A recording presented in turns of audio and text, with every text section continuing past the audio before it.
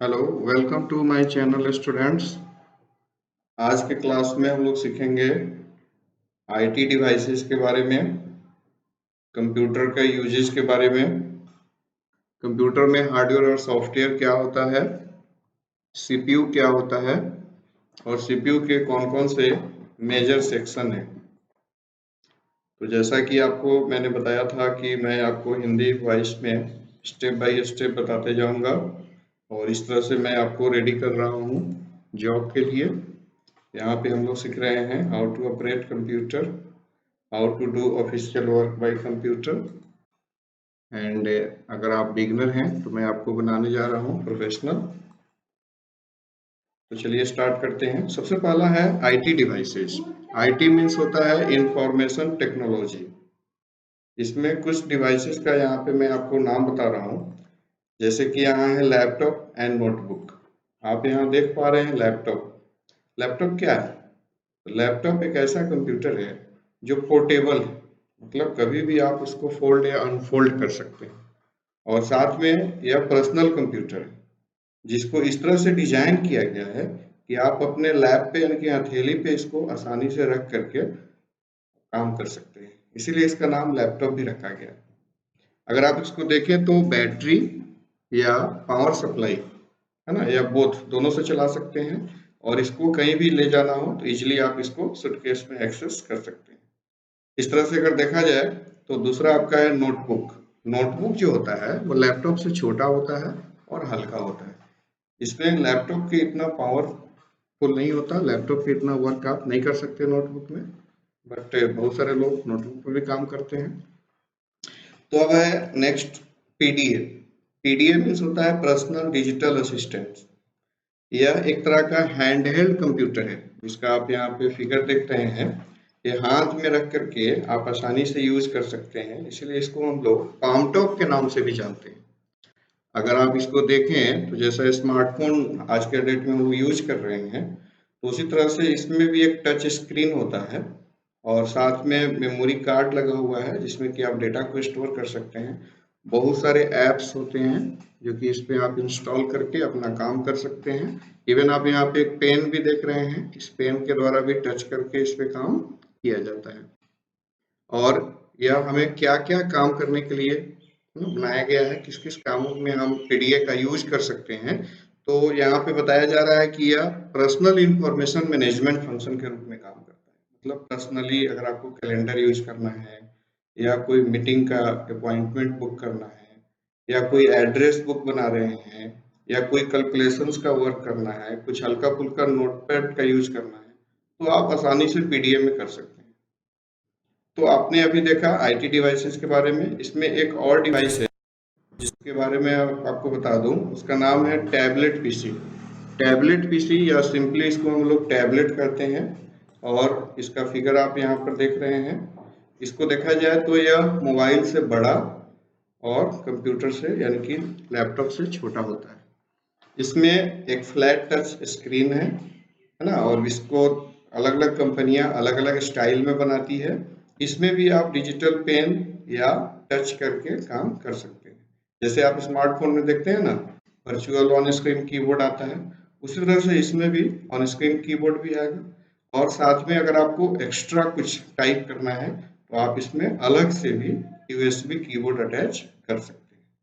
अगर इसको देखा जाए तो यह एक टच पैड डिवाइस हो गया है ना, और इसमें वो स्मार्टफोन का भी फीचर आ गया और लैपटॉप का भी फीचर आ गया। नेक्स्ट टॉपिक की ओर बढ़ेंगे। तो नेक्स्ट टॉपिक है यूजेज ऑफ कंप्यूटर।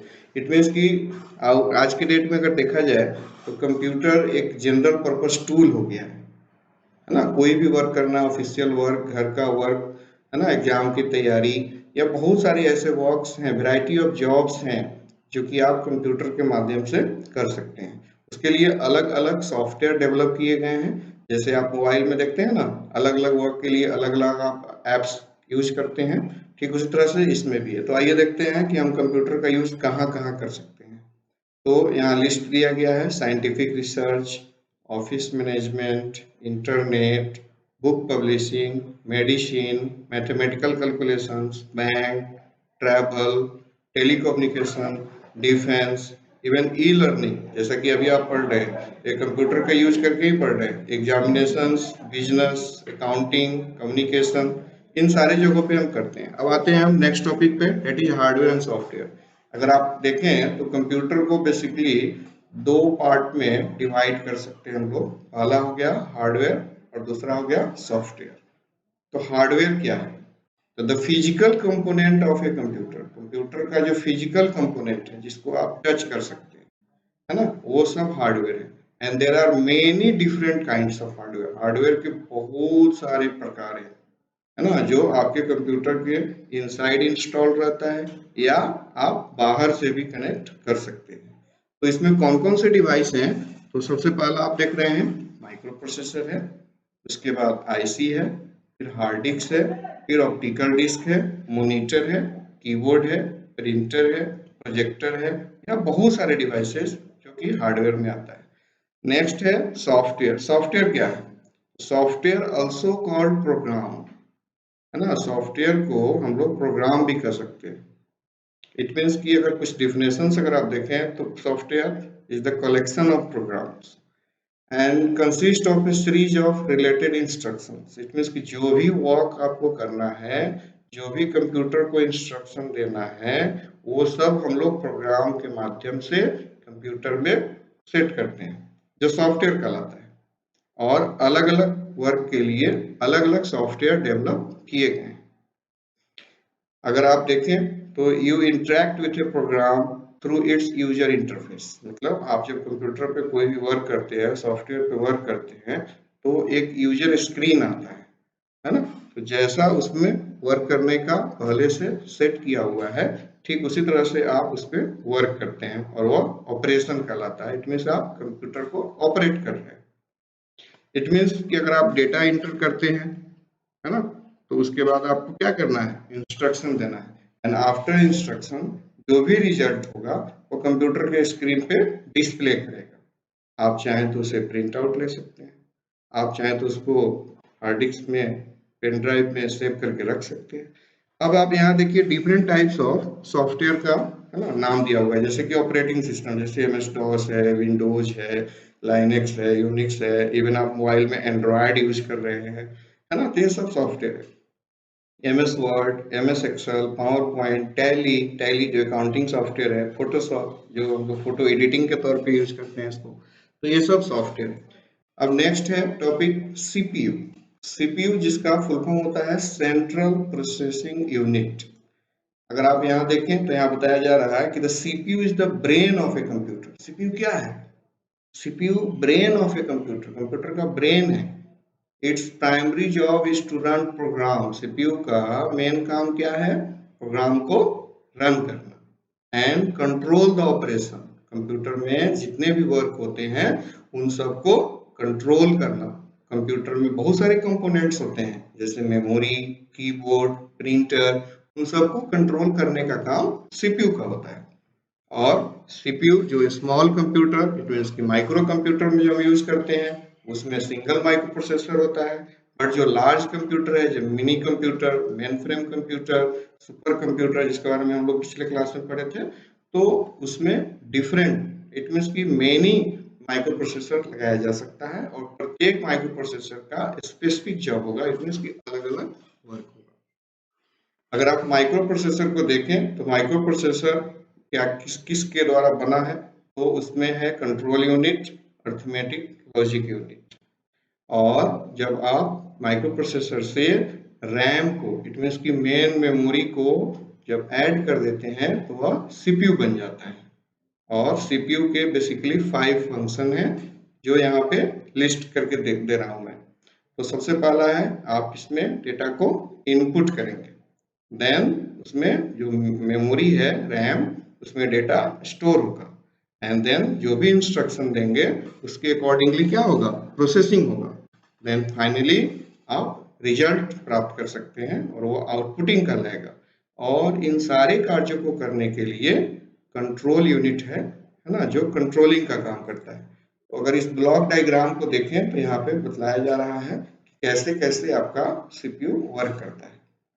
इसमें दो तरह का आप लाइन देख रहे हैं, एक स्ट्रेट लाइन है और एक डॉटेड लाइन है। स्ट्रेट लाइन डेटा फ्लो का है और डॉटेड लाइन कंट्रोल फ्लो का है। तो आप यहाँ पे देख पा रहे हैं कि सबसे पहला क्या काम है, इनपुट डिवाइस जैसे कीबोर्ड, माउस, इसके द्वारा आप डेटा को इंटर करेंगे। देन सबसे पहले कहाँ जा रहा है, मेमोरी यूनिट यानी कि रैम में। रैम उसके बाद वो डेटा आगे बढ़ करके, है ना, अर्थमेटिक लॉजिक यहाँ से मेमोरी यूनिट से होकर कहाँ जा रहा है, अर्थमेटिक लॉजिक यूनिट में। यहाँ पे डेटा में जो भी आपने इंस्ट्रक्शन दिया है ना, वो सब प्रोसेस होगा। देन आफ्टर ये फिर से लौट के चला जाएगा मेमोरी यूनिट में। अगर आप उसको सेव करते हैं तो यार सेकेंडरी स्टोरेज यानी कि हार्ड डिस्क या पेन ड्राइव में चला जाता है। अगर आप उसको आउटपुट देखना है तो तुरंत मॉनिटर पे या प्रिंट आउट करके आप प्रिंटर से, है ना, देख सकते हैं। और ये dot dot dot dot line जैसा कि मैंने शुरू में ही बताया था, यह कंट्रोल फ्लो है। इट मीन्स ये कंट्रोल यूनिट इन सारे यूनिट को कंट्रोल करते रहता है ना। तो हम लोग नेक्स्ट टॉपिक पे चलते हैं, दैट इज अगर सीपीयू के सेक्शन देखा जाए तो इसमें 3 सेक्शन है, primary memory, ALU, control unit. ALU का फुल फॉर्म होता है अरिथमेटिक लॉजिक यूनिट। तो सबसे पहले हम लोग देखते हैं प्राइमरी मेमोरी। प्राइमरी मेमोरी या इसे हम लोग मेन मेमोरी भी कर सकते हैं, यह कंप्यूटर का एक मेजर पार्ट है। इसके विदाउट कंप्यूटर आपका स्टार्ट भी नहीं हो सकता। It holds data which is currently manipulated. जो सीपीयू पे हो रहा है वर्क, वह टेम्पोररी प्राइमरी मेमोरी यानी कि रैम में स्टोर रहता है।